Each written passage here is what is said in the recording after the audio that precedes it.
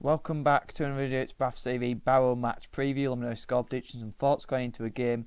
In the comments down below, it is Graham Alexander's first game as a Bradford City manager, and his last game as a football manager was a 2-2 draw against Barrow with MK Dons that got him the sack, and a very scathing match reaction to that game, let's just say. Slating his players, going at them, calling them selfish, and that didn't end well for him. But it is a big game for us. We need to get off to a flying start. We've got a tough game next week against Notts County. We've got Accrington after then. Barrow are on a really good unbeaten run as well. But the past and presents then, I'm a bit lazy with this. I like to go with a rogue shout, but they're all players who I suspect will be participating in the game. Andy Cook, obviously former Barrow player. I'd hope he can get a bit of that fire in his belly like he tends to against his former clubs. Niall Canavan, didn't weigh him at City. I think he was captain as well at times, but a very physical centre-back who suits the way Barrow play, especially when they play the bigger sides in the division.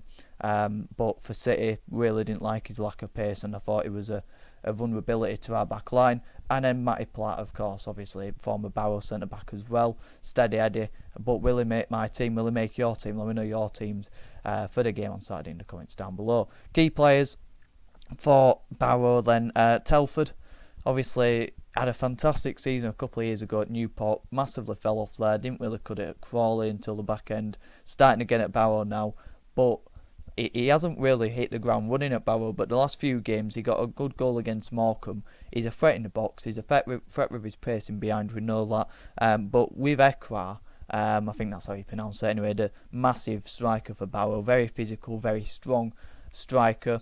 They too have a very good contrast in the way they play up front, and they really complement each other.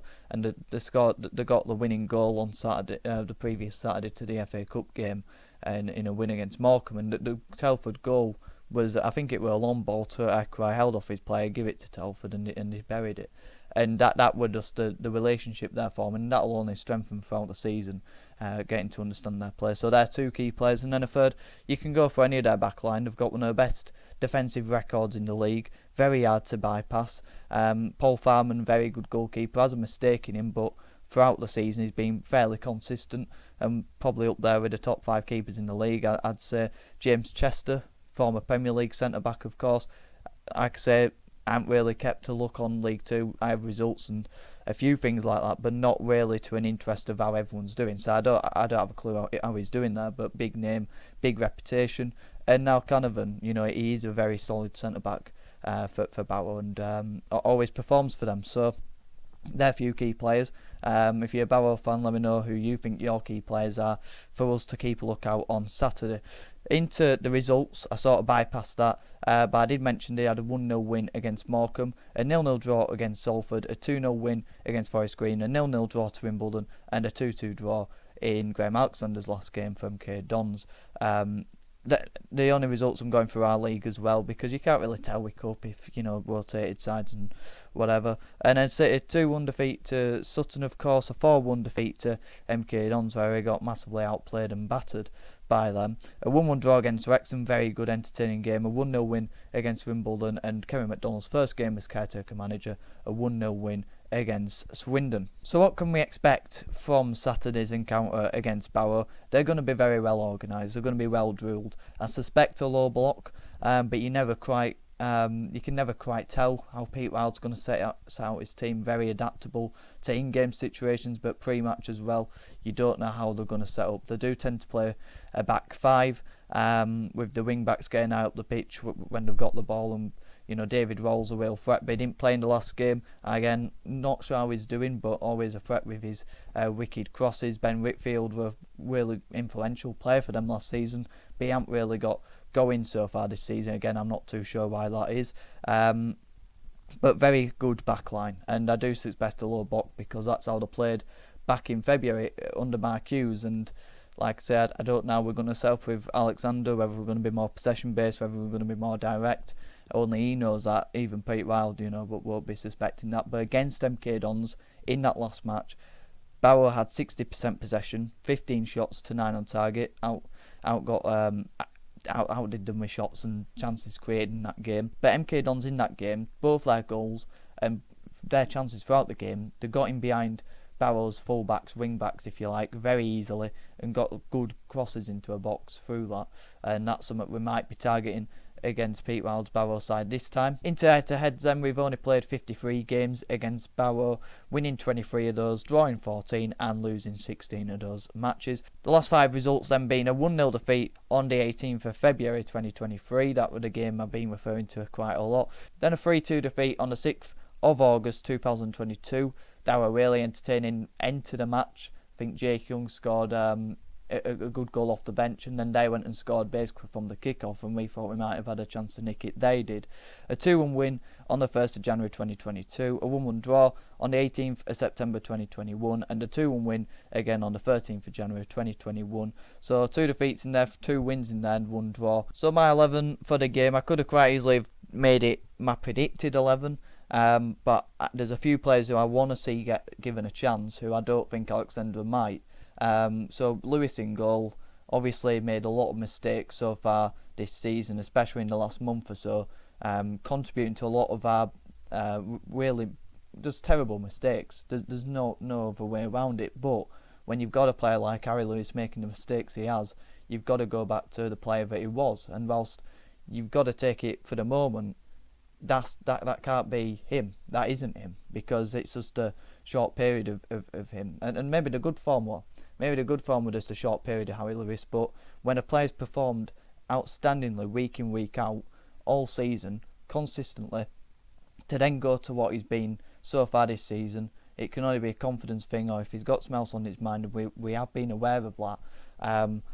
But that has been a problem with a few things that have gone on behind the scenes with Lewis. So hopefully he does get that form back together. But also we've had a swap and change in the back line all season. Stubbs hasn't had a set partner. Rydell's been in and out the team with Richards, and even then, before Richards came in, you've got Gilead and Dodra playing wing back. And so Stubbs and Halliday have only been the consistents in that back line. We've played a 3 and a 4 at the back, and we've had Platt, Stubbs, Tomkinson slightly in there, Kelly when playing the back 3. So we've had so much change in the back line that we've got to have a set back line now to form that partnership and to give Harry Lewis a bit of confidence for me. Brad Halliday in right back, I said over day, best right back in the league, and definitely a player who will consistently perform, and you can build a team around him because you know that you're going to get a 7 out of 10 out of him every week. Tomkinson as the right-sided centre-back, you can play him anywhere really, but I'd put him in the team. I've watched a bit of him in the Norwich under-20s, whatever category, well, they're in under-23s or whatever. Really good centre-back, good on the ball and pacey, and we'll need that with what Ekra and Telford come up against, and then Stubbs to cope with Ekra's physicality. We need to have a set partnership at the back, and I think Tomkinson and Stubbs are best centre-backs from what I've seen so far, and he definitely deserves a go in the side as Tomkinson, and under the new manager he might get that, but I do feel like Taylor might be given the nod ahead of him. Richards in left back, Rydell's put in a few steady performances throughout the season, I'd say, so definitely first couple of games under McDonald, a few of the last games under Hughes, but recently his form's massively dipped for me, and he's gone back to that player who is easily exposed in that position because of his lack of pace and his lack of awareness to allow players to come inside too often and to let crosses come into a box, and he's a weakness. So I would like to see Richards back in the team. Gilead in midfield, I've seen a bit of criticism on social media of Gilead in the last few weeks after getting a lot of praise at the start of the season. I really rate Gilead. I think he doesn't offer enough goals or assists or contributions, but what he does offer is great dynamism. And I think when Patterson's back, you bring him straight in for Gilead because he's got that end product in the final third that Gilead doesn't. For what Gilead gives to a team defensively as well, I think he's the type of player that you just need in your team to give that work rate that a lot of players don't, and he's a workhorse in that midfield alongside Smallwood as well. Since Hughes has gone, massively improved, and I like his performances recently.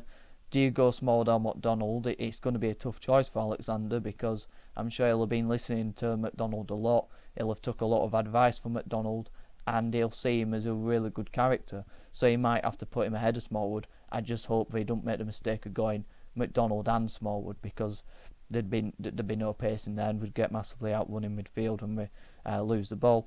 On the flanks, I have gone with a 4-4-2, 4-2-2, whatever you want to call it as. That's the formation that Alexander's gone with most throughout his career, but I wouldn't be surprised if we go for a 3-5-2 either, maybe Tompkins and Taylor and Stubbs at the back.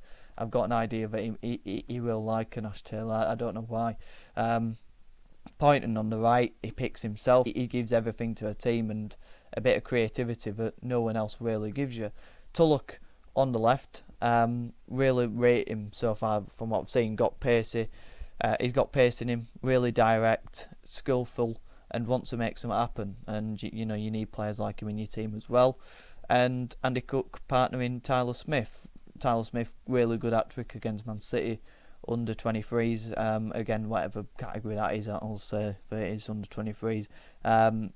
Really good couple of goals in there, and I do like the look of him. And I think he can be a really good partner to Andy Cook as well. Got different traits to his game, and I'd like to see him get a good run, maybe 5 games in the team.